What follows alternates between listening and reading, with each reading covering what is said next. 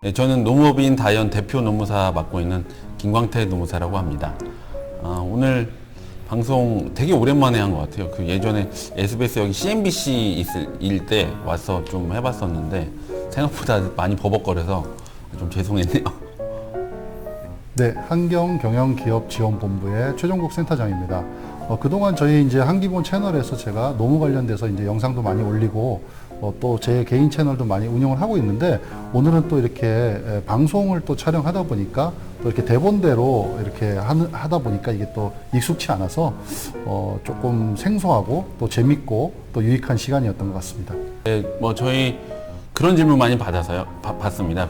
근로자 편이나 사업주 편이냐? 네, 그런 질문 되게 많이 받는데 저희는 근데 의뢰인 편이라고 말씀 많이 듣죠. 그래서 저희는 의뢰하신 분들의 권익을 위해서 최선을 다하는데 우선은 기본적으로는 사업장 관리를 많이 하고요. 그래서 사업주의 아까 노무 애로 해결사 이런 단어도 썼지만 기본적으로는 사업장에서 발생하는 분쟁에 대해서 근로자와 사업주가 다 좀 최소한의 어떤 리스크를 가지고 서로 윈윈할 수 있게 좀 조언을 드리는 역할을 하는 게 노무사다. 이렇게 저는 이제 생각을 하고 있습니다. 네, 이제 방송에서도 말씀을 드렸었는데요. 이제 올해까지 이제 2021년까지는 청년 추가 고용 장려금이라는 게 있었습니다. 근데 이게 중간에 이제 없어지고 신규 신청을 더 이상 받지 않기 때문에 그 대안으로 나온 게 청년 채용 특별 장려금이라는 게 나왔거든요. 요게 이제 청년을 정규직으로 신규 채용했을 때 그리고 6개월 이상 고용을 유지하고 이렇게 되면 이런 조건들을 맞추면 지원금이 한 달에 1인당 75만 원씩 1년간 지원되는 지원금이 있기 때문에 혹시 청년을 채용할 그런 사업장이 있다면 이 지원금 꼭 확인해 보시면 좋을 것 같습니다. 아까 제가 대본 말씀드렸던 내용인데 그렇게 어렵지 않습니다. 그러니까 지원금은 크게 절차로 따지면 사전 승인을 받고 신청해야 되는 지원금이 있고 우선 채용을 하고 나서 나중에 신청을 해도 되는 지원금이 있는데 이 청년 채용 특별 장려금은 이 후자에 해당됩니다. 그래서 우선 채용을 했다면은 그 위에 꼭 사전 승인을 받지 않았어도 그 이전에 사후에 신청을 할 수 있고요.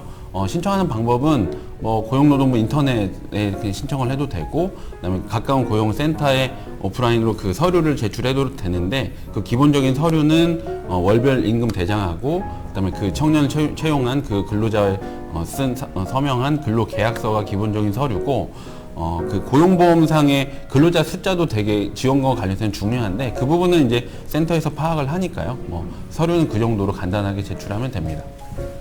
중대재해처벌법, 아까 중재 계속 이 단어가 씹혀가지고 중대재해처벌법 정말 많이 요즘 언급하는 법인데 시행이 얼마 안 남았습니다. 1월 27일이니까요. 이제 딱 한 달 정도 남은 것 같아요. 그래서 기존에 산재 사고가 끊이지를 않다 보니까 어떻게 하면 이 산재 사고를 줄일 수 있을까? 근데 기존에 산업안전보건법은 있었거든요. 그러다 보니까 기존에 이를 관장하는 법률은 있는데 왜 사고를 줄이지 않지? 이런 고민을 보다 보니 이제 결국에는 회사의 오너, 경영 책임자라고 하는 대표이사 이런 분들이 좀 더 관심을 가져야 되는 거 아니냐라는 인식을 갖게 됐고 그래서 산업안전보건법과는 별도로 중대재해처벌법이라는 걸 만든 거고요.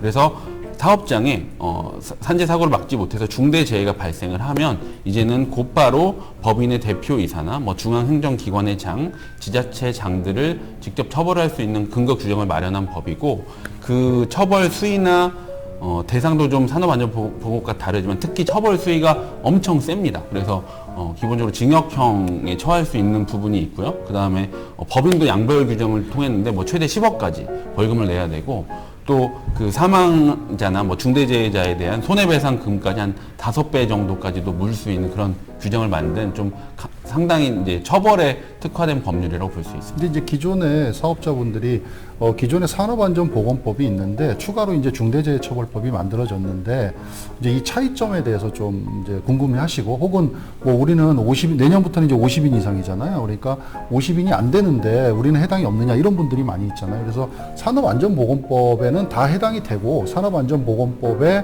이제 우리 사업자들이 50인 미만이라도 중대재해가 발생하면 또 처벌을 받지 않습니까? 예, 산업안전보건법에도 중대재해가 있습니다. 그렇죠. 예. 근데 이제 중대재해처벌법이 처벌 규정이 좀 강화됐다 이렇게 좀 생각하시면 될 것 같고요.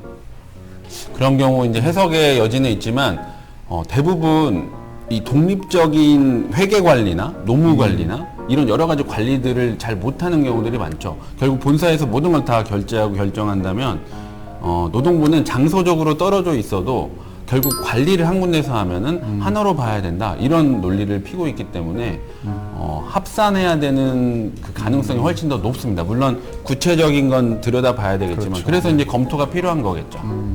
그러니까 이제 우리가 상시 근로자라는 게 이제 근로기준법에 준해서 이렇게 판단을 하게 되는데 여러 가지 이제 나와 있는 것 자체가 종합적으로 판단하겠다 이렇게 돼 있기 때문에 딱 뭐 이거는 되고 안 되고가 아니라 좀 종합적으로 검토해서 판단을 해봐야 될 그런 여지가 좀 있다고 보여집니다. 저희가 이제 최근에 이 뭐 정부 기관이나 공공기관이나 다 컨설팅들을 좀 하고 있어요. 그때 가장 많이 물어보는 질문들이 꼭 이 외국계 회사나 뭐 이런 외국에 나가 있는 거 아니더라도 장소적으로 한국 내에서도 흩어져 있을 때 이걸 합산해야 되냐 말아야 되냐 이런 문제가 있고 특히 이제 시행과도 문제가 되지만 이미 50인이 넘는다 했을 때 안전 전담 조직이나 뭐 안전 관리자를 둬야 되는 그 또 세부 규정들이 있거든요.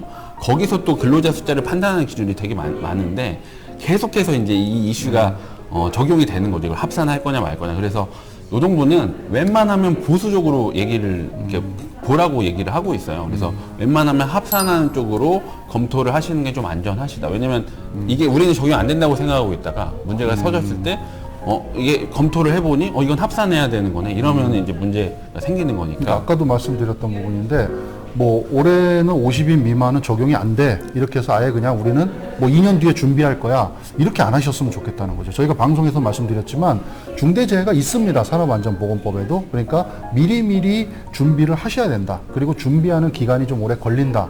단순하게 우리 사업주분들은 아마 그냥 서류 몇 개 준비하고 뭐 이렇게 구축해 놓으면 되는 거 아니야 이렇게 말씀하시는데 그 준비하는 과정도 꽤 오래 걸리기 때문에 50인 미만이라도 미리미리 좀 대비를 하시는 게 좋을 것 같다. 뭐 이런 말씀을 좀 드리고 싶습니다. 중대재해처벌법에 대해서 제가 이제 상담을 많이 하다 보면 걱정들은 엄청 하시는데 이제 뭘 어디서부터 어떻게 해야 될지 모르겠다고 말씀 많이 하세요. 그러니까 그런 부분들은 좀 전문가 조언을 받아서 꼭 뭔가 뭐 컨설팅을 맡기지 않다 하더라도 우리가 이런 것들을 체크해야 되고 준비해야 되는구나. 그래서 그런 사항들을 좀 체크하시면 좋을 것 같고 특히 이제 아까 말씀드렸던 상시 근로자 수 관련해서 우리 회사 자체가 적용이 되냐 안 되냐 그 부분부터 해결을 못 하시는 경우가 많거든요. 그래서 그 부분이나 앞으로 이제 뭐 안전관리자나 이런 보건관리자도 또 채용하게 되어 있거든요. 우리가 이런 사람들을 채용을 해야 되나? 그리고 기존에 어떤 그 우리 회사의 어떤 직원들의 롤을 안전관리 담당자를 지정을 해야 되는데 누구를 지정을 해야 되나 이런 좀 세부적인 사항들에 대해서 좀 많이 체크를 미리 해주실 필요가 있어요. 그래서 이런 부분들에 대해서 상담을 좀 많이 받아보시라 이렇게 좀 추천드릴 수 있을 것 같습니다. 네, 저는 지원금 쪽에서 좀 말씀을 드리면 이제 오늘도 말씀을 드렸지만 특히 이제 청년 채용 관련해서는 뭐 올해뿐이 아니라 계속해서 앞으로 나올 예정이고요. 2022년에 뭐 청년 일자리 도약 장려금이라는 것도 지금 나올 예정으로 이미 발표가 돼 있기 때문에 청년 채용 관련해서 관심을 좀 많이 가지시면 좋을 것 같고 그 외에도 지원금의 종류가 수십 가지 굉장히 많이 있습니다. 그래서 우리 사업장에 만약에 인력을 충원한다, 채용할 계획이다, 혹은 뭔가 사업장 내에서 근로자의 어떤 조건을 변경을 한다, 근로시간을 변경한다 이런 사례들이 있으면 반드시 고용지원금 한번 확인해 보셔라.